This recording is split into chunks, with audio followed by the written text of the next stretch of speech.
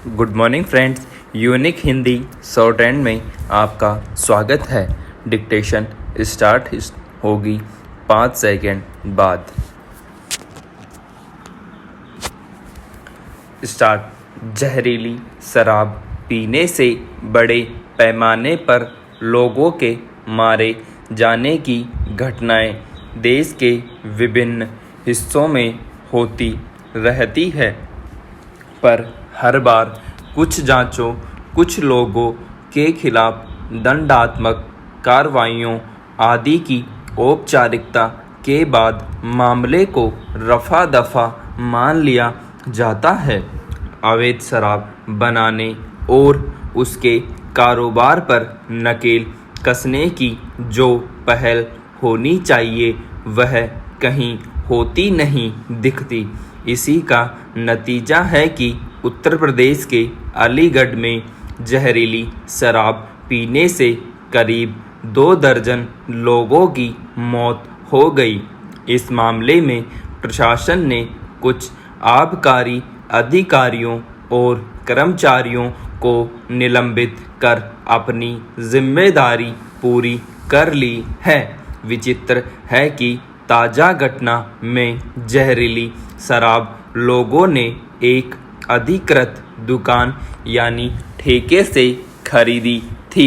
बहुत साल पहले देसी शराब की बिक्री के लिए भी ठेके दिए जाने लगे थे। तब माना गया था कि इससे देसी शराब की गुणवत्ता, उसमें जहरीले तत्वों आदि की जांच में मदद मिलेगी और लोगों के चोरी छिपे जहां तहां गांव गिराव में बनने वाली शराब पीकर मौत के आगोश में समा जाने की घटनाओं पर अंकुश लग सकेगा, मगर ऐसा होता नजर नहीं आता। शराब की बिक्री 2 तरह से होती है, एक तो सरकारी दुकानों पर और दूसरी सरकारी मान्यता प्राप्त निजी दुकानों पर। कई राज्यों में इसकी बिक्री की ज़्यादातर जिम्मेदारी निजी ठेकेदारों को दे दी जाती है। उत्तर प्रदेश भी उन राज्यों में है। हालांकि निजी दुकानों पर बिकने वाली शराब के भंडारण, गुणवत्ता आदि पर आबकारी विभाग नज़र रखता है, पर ये दुकानदार चूंकि ऊंची सिफारिश और भारी रकम खर्च करके ठेके प्राप्त किए होते हैं, इसलिए उनका जोर ज़्यादा से ज़्यादा कमाई करने पर होता है। इसके लिए वे घटिया गुणवत्ता वाली शराब बेचने और आबकारी विभाग के अधिकारियों को अपने पक्ष में रखने का प्रयास करते हैं। इसी प्रवृत्ति के चलते अवैध शराब बनाने के धंधे पर रोक नहीं लगाया जा सका है। हकीकत यह भी है कि कई अवैध शराब बनाने वालों को ऊंचे रसूखदार लोगों का संरक्षण प्राप्त होता है और वे बड़े पैमाने पर ऐसी शराब विभिन्न राज्यों में पहुंचाने में सफल हो जाते हैं। घटिया गुणवत्ता होने के बावजूद उनकी बनाई शराब ठेके वाली दुकानों में भी बिकती देखी जाती है। स्थिति यह है कि देश का शायद ही कोई इलाका हो जहां अवैध रूप से शराब न बनाई जाती हो। हमारे देश में शराब पीने की संस्कृति नहीं है, इसलिए ज़्यादातर लोग सिर्फ नशे के लिए पीते हैं। ऐसे में शराब बनाने वाली कई देसी कंपनियां भी शराब को नशीला बनाने के मकसद से उसमें स्प्रिट जैसी कुछ ऐसी चीज़ें मिलाती पाई जाती हैं जो सेहत के लिए किसी भी रूप में ठीक नहीं मानी जाती। अवैध रूप से बनाई जाने वाली शराब में तो चूंकि गुणवत्ता नियंत्रण वगैरह का कोई पैमाना है ही नहीं, इसलिए उसमें मनमाने तरीके से ऐसे तत्वों को मिला दिया जाता है जिससे शराब जहरीली हो जाती है। ऐसा नहीं कि प्रशासन इन तथ्यों से अनजान है या उसे अवैध रूप से बनने वाली शराब के ठिकानों की जानकारी नहीं है, मगर वह किसी लोभ या दबाव में अपनी आंखें बंद रखता है। इस तरह जहरीली शराब पीकर लोगों का मरना भी किसी आपदा से कम नहीं।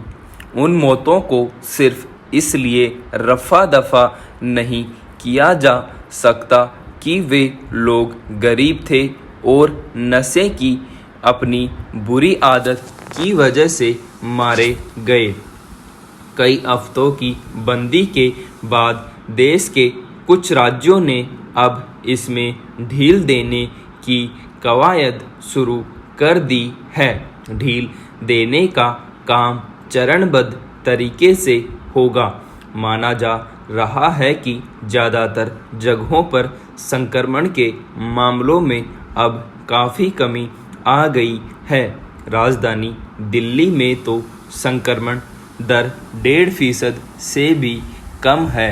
उत्तर प्रदेश में भी यह उतार पर ही है, लेकिन अभी पक्के तौर पर यह दावा करना सही नहीं होगा कि खतरा टल गया है। खतरा अभी कम भर हुआ है, यानी जोखिम बरकरार है। इस वक्त हम ऐसे नाजुक मोड़ पर हैं जिसमें अब जरा सी भी लापरवाही एक बार फिर तबाही के रास्ते पर धकेल सकती है। इसलिए अब जो राज्य बंदिशों में ढील दे रहे हैं, उन्हें फूंक फूंक कर कदम उठाने होंगे। हाल ही में गुजरे दौर को पलट कर देखना ज़रूरी है। दूसरी लहर ने जिस तरह से कहर बरपाया, उसकी किसी ने कल्पना भी नहीं की थी। पिछले पखवाड़े संक्रमितों का रोजाना आंकड़ा 4 लाख के ऊपर निकल गया था। इसी के बाद देश को एक बार फिर से बंदी जैसे सख्त प्रतिबंधों की मार झेलने को मजबूर होना पड़ा। विषाणु का फैलाव रोकने के लिए राज्यों के पास इसके अलावा कोई चारा भी नहीं रह गया था। लेकिन सवाल यह है कि जीवन को आखिर कब तक इस तरह कैद रखा जा सकता है। काम धंधे नहीं चलेंगे तो लोग भूखे मरने लगेंगे, कर्ज में डूबते जाएंगे, कारोबार ठप होने लगेंगे। यह सब पिछले साल भी हम भुगत ही चुके हैं। इसलिए हालात को देखते हुए सरकारें भी मजबूरी को समझ रही हैं। बस देखने की बात यह है कि कौन सा राज्य कितनी छूट देता है और कितने बेहतर ढंग से महामारी के हालात और काम धंधे के बीच तालमेल बनाकर आगे बढ़ पाता है। गौरतलब है कि सभी राज्यों की बड़ी चिंता छोटे उद्योगों धंधों को लेकर ज़्यादा है, क्योंकि राज्यों की आमदनी का बड़ा हिस्सा इनसे मिलने वाले करों से आता है। इसलिए दिल्ली, उत्तर प्रदेश, राजस्थान, मध्य प्रदेश, छत्तीसगढ़ और महाराष्ट्र ने आम जनजीवन को पटरी पर लाने की दिशा में कदम बढ़ाए हैं। राजधानी दिल्ली में फिलहाल निर्माण कार्यों और फैक्ट्रियों में उत्पादन को छूट दी गई है। उत्तर प्रदेश और राजस्थान जैसे राज्यों ने सीमित संख्या में दुकानें खोलने की इजाज़त देने का फैसला किया है। मध्य प्रदेश में ढील का दायरा इसी के इर्द गिर्द रहेगा। यह सही भी है, क्योंकि ज़्यादा ढील या एक साथ सब कुछ खोल देना नए खतरे को न्योता देने जैसा होगा।